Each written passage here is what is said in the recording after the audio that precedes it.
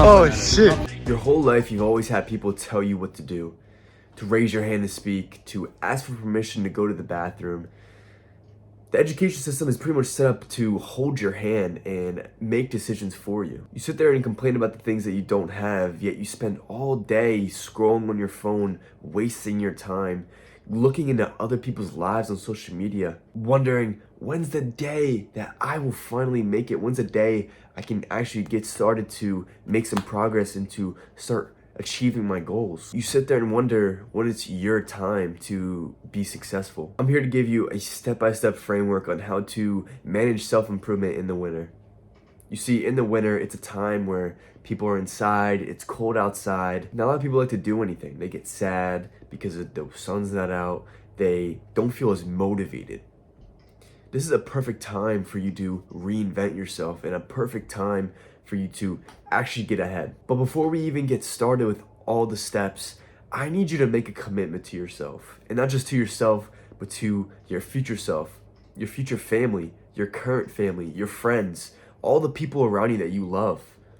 You gotta make a commitment, not only to yourself, but to them. For once in your life, actually commit to yourself and invest into yourself so you can provide for your loved ones, your future family in the future. I was stuck in this cycle a year ago in 2022, and it felt like as though life was gripping me by the fucking balls, and I really could not do anything. I felt like my path was already laid out, and I had to take this path, and I couldn't do anything otherwise because I didn't know how to think for myself. I didn't even know what other paths there were. It wasn't until I was so frustrated and tired of people telling me what to do and feeling like life is controlling me that I've actually put a step forward and tried to make a change. Your first quest that I'm gonna give you is writing a letter to your future self. Write to him right now and tell him all the things that you are gonna do for him. Tell him all the things that you wanna achieve, all the things that you wanna get done.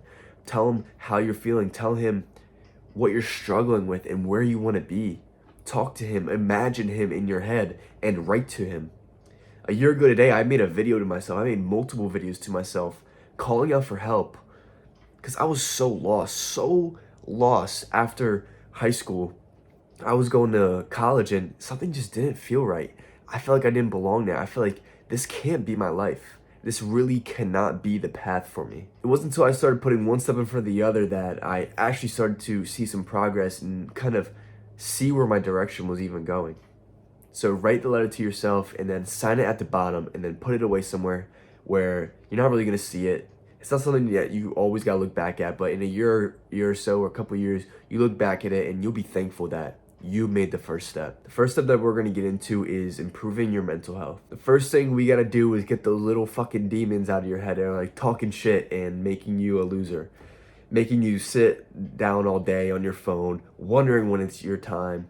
When you're seeing all these people that they're successful, they have all this, they have all that, and you feel jealous, you feel resentful in your body that you don't have that.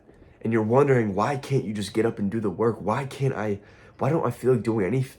I feel numb to the core. I'm gonna start with the simple things. And the first thing that no one really talks about is the food that you eat. You don't really realize this, but a lot of the problems that go on in your head are really caused by the things that you put in your gut. So what I want you to do is start to understand and be aware of what you eat. Are you eating sugar? Are you eating too many carbs? Are you not eating enough protein? It's these types of things that you gotta look out for. If you look on an ingredient list and you see fucking 50 ingredients in this one little fucking item, then don't eat that. Don't drink that. Don't do that. I've been really starting to eat clean for the past couple months, and it's really shaped up my mind and the way I can learn and stuff like that. I got rid of the seed oils, I got rid of the soy, all these things that were affecting my brain I didn't even know. Things like refined carbs, like bagels, pastries, muffins, all those things that you think that give you a pump in the gym, but they really don't. They're really just making you fucking retarded in the head. And for example, what I want you to do is go eat a bowl of oatmeal and then go try to do something that requires mental work, and you'll see what I'm talking about. Once we get rid of all the bullshit, all the sugar, all the sweets, and all the bullshit foods, and we're eating whole foods, we're eating nutritious foods, eggs, meat, like steak, chicken, fish, You can also have, like, when we're talking about carbs, you can do vegetables, greens, potatoes, sweet potatoes. If you're trying to bulk, I'm gonna get into this later when I talk about your physical body, but stop eating, like, just start eating more vegetables and more nutritious stuff, whole foods. And you'll really start to see that you're not so crazy in the head after all. Taking those simple things is getting some proper sleep. If you're getting 6 hours of sleep every single night, then no wonder you're going fucking crazy. During like junior year and senior year of my high school, like I used to work on the weekends in the morning, so I'd get like fucking 6 hours of sleep or less every single night. And after months and months and months of that, like I would just fucking crash. Like I would sleep whenever I had a day free, I'd sleep like fucking 13, 15 hours. And I started to see like I was so negative in the head. Like my fucking demons would take advantage of me. Some of the more practical things to do to kind of clean up your mental work is meditation, journaling, and practicing mindfulness. And a lot of people do preach this, but no one really does. No one really understands how this really works. If you meditate every single day, if you meditate for 10 minutes every single day for a month, I promise you, you will see improvement not only in your mental health, but in how you see life in general. I promise you, I've been meditating for, I think I have over 180 sessions on Medito. So I do it only once a day. So I've been really doing it for, I'd say, almost half a year so far. Another thing to reduce that anxiety of yours, those overthinking thoughts of yours, is to understand what gratefulness is. And what you don't realize is the part of your brain that has anxiety, that has these overthinking thoughts and causes you to feel anxious in your body, is the same one that holds the feeling of being grateful. What I want you to do is pretty much like, in order to be grateful, you need to get down a piece of paper and write down one thing that you are grateful for. It could be anything, a friend, a family member. It could be an item that holds a lot of value to you. It could be a moment. It could be a memory. It could be anything. And what you start to realize is the more that you're grateful, the more anxiety that goes away, and those little demons won't come around as much. Quest number 2 that I'm going to give you is to keep track of your habits that you want to implement for your mental health and to really clean up your mental health, because you can't run a business, you can't have a relationship, you can't even really do things without like cleaning up your head first. So in this winter, even though it's going to be really sad and might feel like unmotivated a lot of times, it's going to be gray outside, the sun's not out, this is your time to really clean up your mental health when everyone else's mental health is getting fucked up. Like I said though, start cleaning up your diet, start keeping track of these mental health tasks that can really do you good in the long run. And I promise you, in a month or two, you'll see benefits and changes that you didn't realize before. The next step that we're going to go through is becoming a better person. There's no rule anywhere that says you cannot wake up and say that you want to be a better person. There is no rule that says that you can't be a better person. You can be a better person whenever you want. But what does that mean to be better? Does that mean to have more money? Does that mean that you are very attractive? Does that mean you have more things? What does it mean to be better? You see, what I mean by being better is being nice, and being kind, and being gentle, and being loving, not only towards yourself, but towards other people. You see, we live in a very stressful society and very stressful world right now.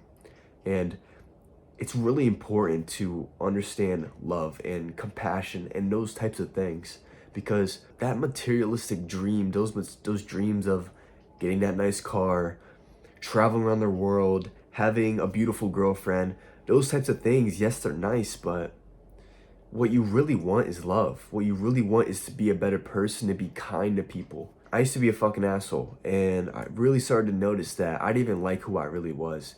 And once I started to clean up who I was and started acting more kind and being more positive, what you don't understand is being more positive is not just a feeling.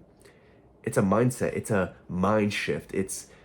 You can act more positive. You can fake it. It's not even faking it, because being positive does not mean feeling positive. It's looking at things in a positive light, doing more positive things like hugging your parents, saying I love you to your parents, or saying something nice to your friends, or complimenting someone. These types of things are the actual things that can bring you happiness and can bring you into the light more. So while in the winter, while everyone's mental health's getting low and everyone's just like all fucked up in the head, be that light for the people. Be that light in the darkness that people need. Be that loving person, that kind, compassionate person that people can turn to whenever they're feeling down. Becoming a better person also means trusting yourself and being a better person towards yourself. Don't be so hard on yourself when you miss a day of the gym or you accidentally fall victim to the bad habits. Just get back up. Don't be stuck in a rut, because it's okay to fail. And that's why self-improvement on the internet is so like, they don't really tell you what's going on. Like, you're supposed to fail like literally every other day. You're supposed to have doubts. You're supposed to feel like you're not doing good. Because through that pain and that struggle, light blooms. And the rewards and the fruits of that, you won't even realize till months later. You look back at yourself, you're like, damn, was I really acting like that? What was I acting like that for? Once you start cleaning up your diet and cleaning up your mental health, you'll start to become a better person. And I really want to get this point across before anything else, because these are the things that really matter. After more than 1 year on self-improvement so far, I've really started to notice that being more of a kind person and fixing up my mental health is really what helps me grow the most. A quest that I'm gonna give you right now is to text someone or go up to someone right now and compliment them or tell them how much you're grateful for them. Make them smile, make them laugh somehow in some way. Do it right now. Pause the video, go and either text someone or go up to someone in your family that you're living with or at your house or wherever you are, and just go and compliment them on anything and see how much they light up. And once you see that, it's like you kind of want to do it more, and then it becomes really more enjoyable. The next step I'm gonna get into is the bad habits: porn, video games, and social media. Let's be 100% realistic right now. Porn is terrible for you, video games are a way to escape, and social media is a fucking negative place to be. And a lot of the times we like to hide away in these things from the actual problems and the actual pains that we're trying to face. And we don't get to enjoy life. We don't get to find peace in ourselves. The first thing I'm gonna get into is porn, and this is a huge problem. I can guarantee every single male has watched porn, every single male. And I'm not gonna speak for the females because I just don't know. The first time I've watched porn was when I'm pretty sure I was 14. I'll tell you the story right now. I'm sitting in my bed and I start to remember, like, okay, these guys in my school are talking about like looking up like porn, but what is porn? What is that? So I look up porn on my phone and I'm kind of like in my room, making sure, looking at the door, make sure no one's coming in, listening and making sure no one's coming up the stairs. I look it up on my phone. I see the website, Pornhub. What is that? I feel like I shouldn't be here. I click on the link and what the fuck? I start seeing all these naked women, all these naked videos, and I clicked the first one. I started watching it and I was like, whoa, like I felt like my heart was beating. Like I felt this primal instinct inside of me. It felt like really good watching it, right? And so I started watching it, and a couple minutes in, I'm like, I shouldn't be watching this. I turn it off right away. But that was kind of fun, right? And so from there on, it was a never-ending spiral of doing it more and more often. To be fair, during COVID was even the worst. It was times like where I'd even do it twice a day, 3 times a day. It's crazy. I was 15, 16 at the time, and during that time, I was home all day.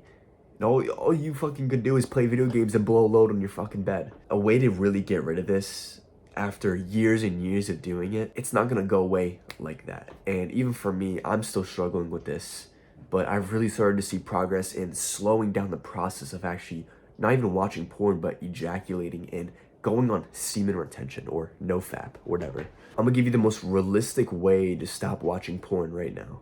How many times you're doing it each month on average? If you're doing it every single day, let's just say you're doing it 30 times a month. That's a fuck ton, right? So next month, what you're gonna do is do it 20 times. The most you can do is 20 times. You can go fucking 10 days without it, or you can even spread it out. I don't care how you do it. But what I've been doing personally is just I've been tracking it on my fucking thing, right? I've been tracking it on my habit tracker. And what I've been doing is seeing that every single month it gets lower and lower and lower. in August of this year, actually, it was, I think, half the month, 15 out of 30 of the days I did it. Now, I think I'm down to like 7 or 8 times a month, right? It's not even bad. Like, I'm going longer and longer without it, and I'm really starting to see progress with it. And that's how you really get rid of porn. No one's really gonna tell you. They're gonna be like, oh, just go on a fucking streak for the rest of your life. That's not how this works. That's really not how it works. They're just telling you anything that makes it seem easy. This isn't easy. It's not going to be easy. What you need to do is kind of be realistic with yourself and really just start slowing it down slowly and slowly. Even if you have a girlfriend or you have a boyfriend. And what I suggest is not having sex so many times. Every time I was with my ex a couple years ago, it's just every single time, like, we just have sex, right? And it's like, yes, that's all fun and stuff, but it's like, it's to the point where it's just like, are we even like hanging out? Are we even like actually together, or are we just here to just have sex? It's like, you gotta really understand, you gotta really try to get rid of your lust. And this is a really hard demon to overcome. It really is. And a lot of men struggle with this. Like, I remember when I first started self-improvement, I thought I could just stop right away and just go for months. But I was like, this shit is so hard to overcome. This shit is so hard. Every couple days, like, I would just relapse and relapse and relapse. It would just be over and over and over. And a couple months go by and I started to realize, like, I'm doing it way less now. And I'm starting to feel good when I'm on that nice little streak, that nice couple day streak. I started to feel good about it.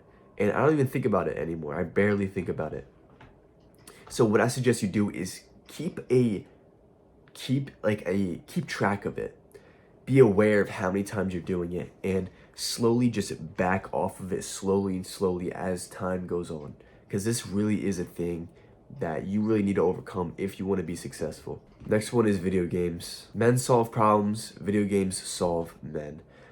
I got a lot of this information from the book Hard Times Create Strong Men, which I will talk about later once I talk about learning and stuff like that. But with video games especially, men love solving problems. And ever since I was little, I've been playing video games ever since I was like so little. I used to watch my dad play video games and watch my older cousins play video games. I'd be like, whoa, they're so cool. Like, they're so good at this. Like, I want to be that, right? But what you don't realize is, like, video games are fun, don't get me wrong, but it's a big illusion. It's a way to escape from reality, what the actual problems that you need to solve. Unless you're trying to be a professional gamer, which a lot of these kids want to be, right, in Fortnite and Call of Duty. That shit takes hours and hours and hours of time. What you don't realize is these pros, like, they're putting in fucking 10, 11, 12 hours a day, nonstop. And if you think you're going to be a professional gamer, I'm sorry to say, like, it's not realistic unless you're putting in, like, days worth. In the book, Hard Times Create Strong Men, it talks about the constant intervals of dopamine that it gets you and traps you in order to get you hooked and keep playing the game. These things are meant and designed to entertain you and keep you on that screen, locked in and stuck in there. It's really a way to escape. For years, I didn't realize it, but I was using it as a way to escape from my problems, from the things that I actually needed to do. It was a way for me to be comfortable. A lot of guys, they hide away in video games because they don't like their life, or they're trying to run away from trauma, or it's just a way, this is a good way to be comfortable, is to just play video games.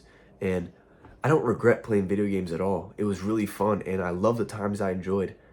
But when you really want to solve big problems in the world, when you really want to get ahead in the real game, which is life, you can't be so caught up in these things as much as you used to. Video games has also made me very antisocial and really awkward. I didn't really even know how to talk to people. I didn't know how to make real friends because I never really wanted to answer that problem. I never really wanted to get down and solve that problem.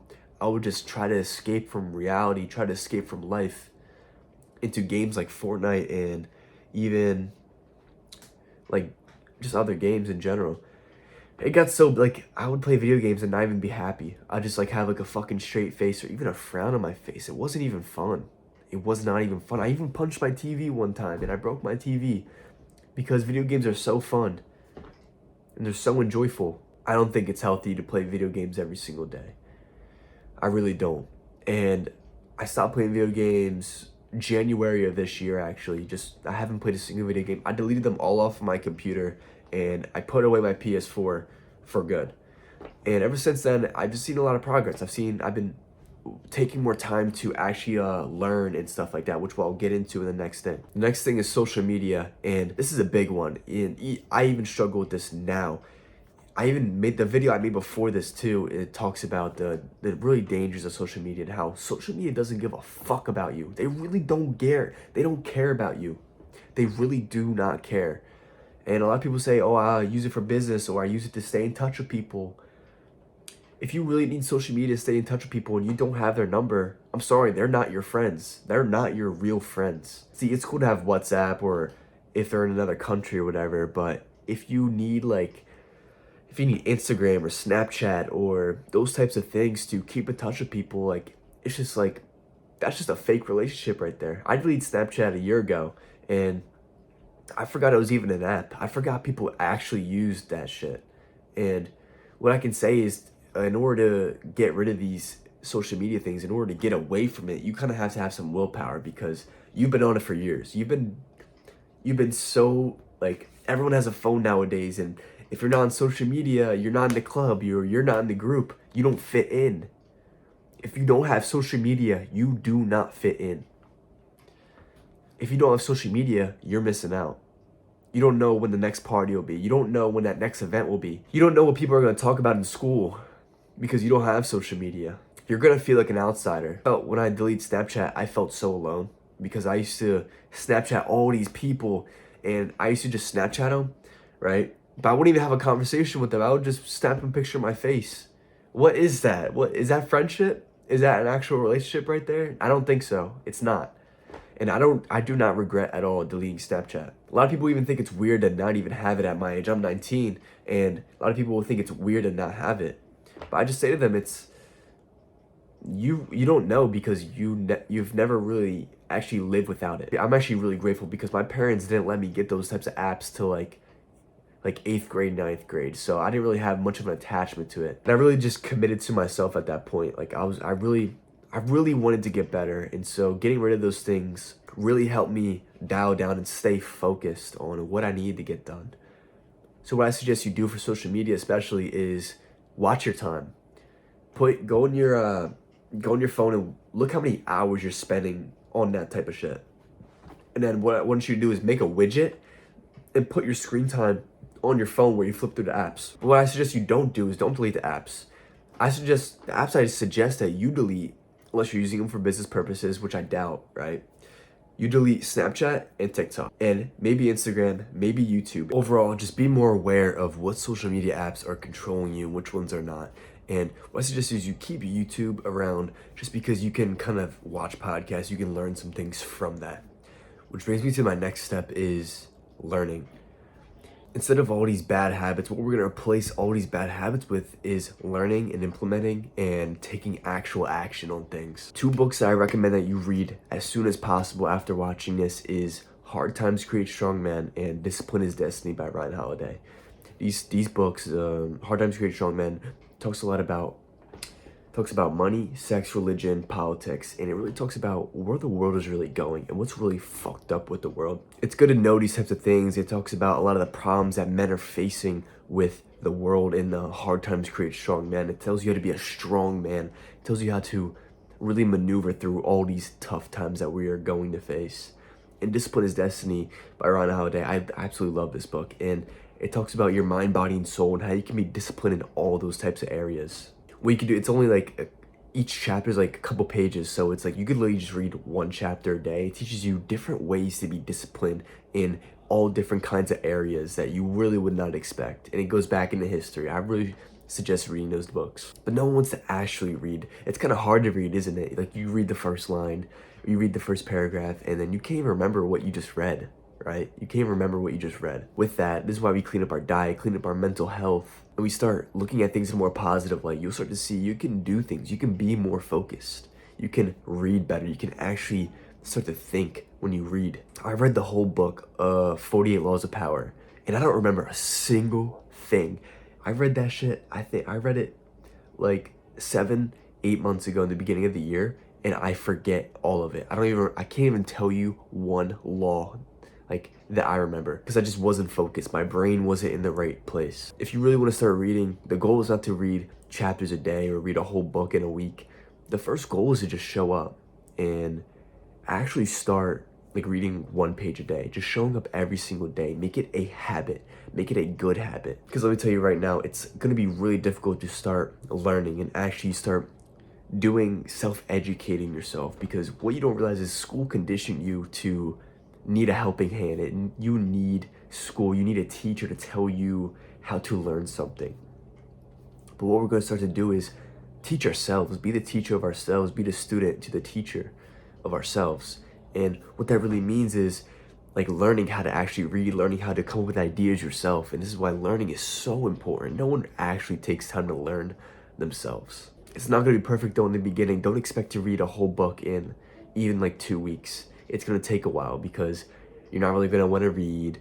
What I suggest you do also is, even the books I recommend, what I recommend first is reading the things that you want to read, because that is the best thing. Like having that curiosity that is kind of motivating to do. Be intentional with what you want to learn, whether it be a skill, whether it be a certain habit, or just a mindset that you really want to learn.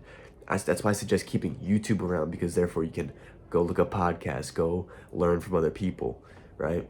We're going to really replace all those bad habits with a good habit, as in learning. Quest number 4 is, what I'm going to ask you to do is pick out 5 books that you are going to read this winter. It can be more than that, it can be less than that, it doesn't really matter. Just pick out some books, kind of get an idea of what you want to read, and start kind of planning it out. Like, I read this many pages this day, or try to read this one book in this month. Kind of get an idea of where you want to end up reading and what type of direction you want to go in. Next step is lifting weights and building a better physique. See, the winter arc is that trend really came from the lifting era, the lifting area of social media, where there's a lot of these influencers and etc. But lifting weights and trying to build a physique not only increases your confidence, it increases your trust in yourself. If you can show up every day for yourself in the gym, you can show up to a business, you can show up to your family, you can show up to other people, you can show up in relationships.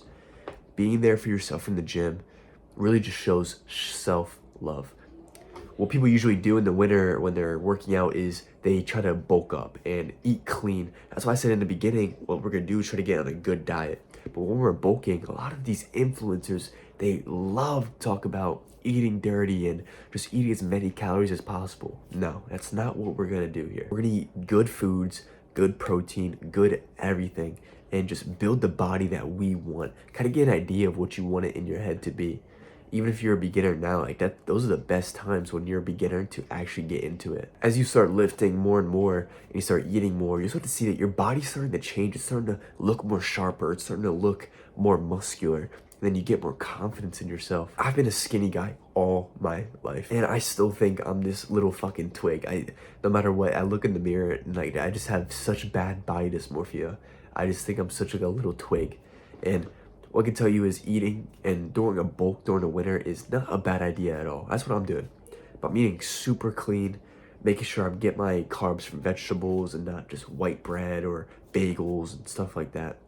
I'm getting my food from good sources, good nutritious sources. So lift weights every single day, or whatever you want your schedule to be. Just start getting in the gym, start working out, because lifting is just so good for you. Next step is mission and your purpose. This is a tough one because a lot of people, it takes time to find their purpose. That people don't even know what they want to do with their lives, because all their life, all during the education system, they've been told what to be taught. They've been told what to do.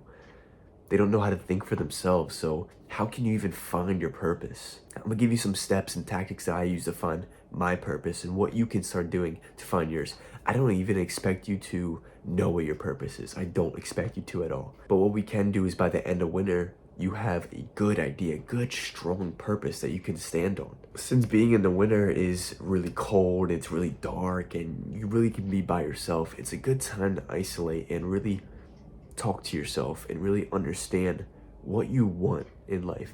And I'm not talking what other people want for you. I'm not talking the materialistic lifestyle, traveling around the world so you can do whatever you want. That's so unrealistic. And I've seen so many like entrepreneurs, so many of these people that did that, and they don't even stick with it. They don't even like that. They just like work.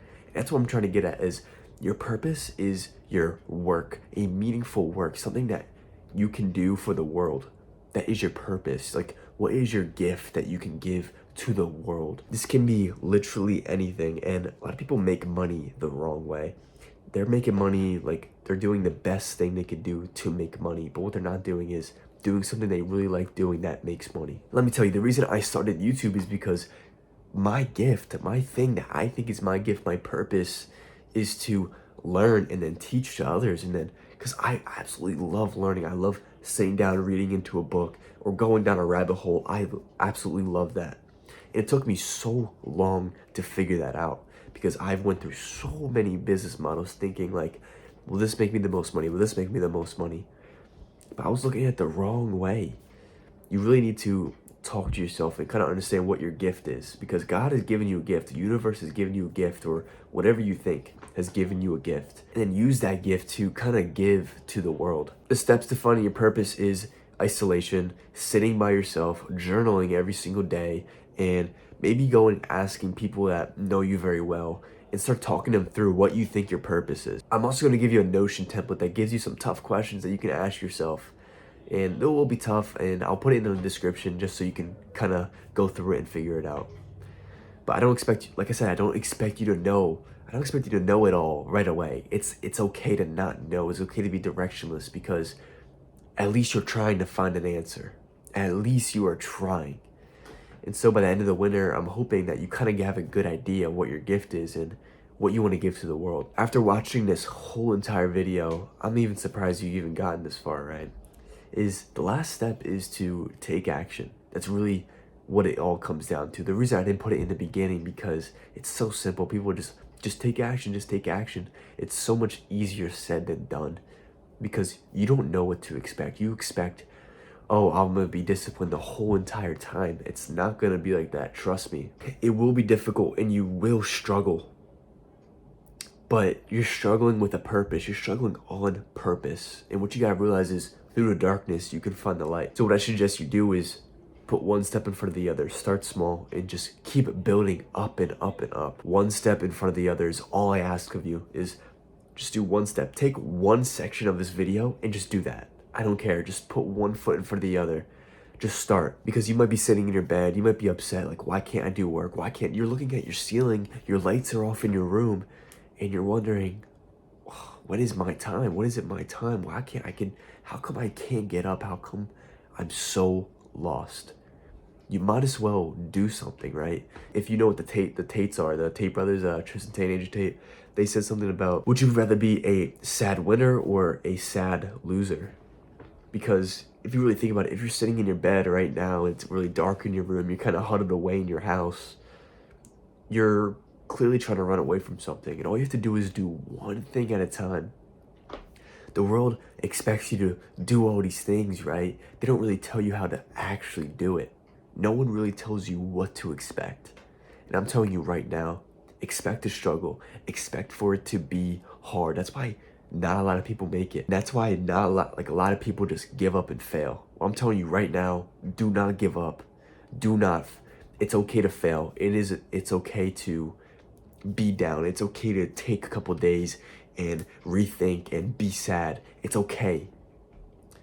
Because as long as you try again, that's what matters. After watching this whole video, I hope this really helped you, and something I don't want you to forget is do more difficult things and keep moving forward.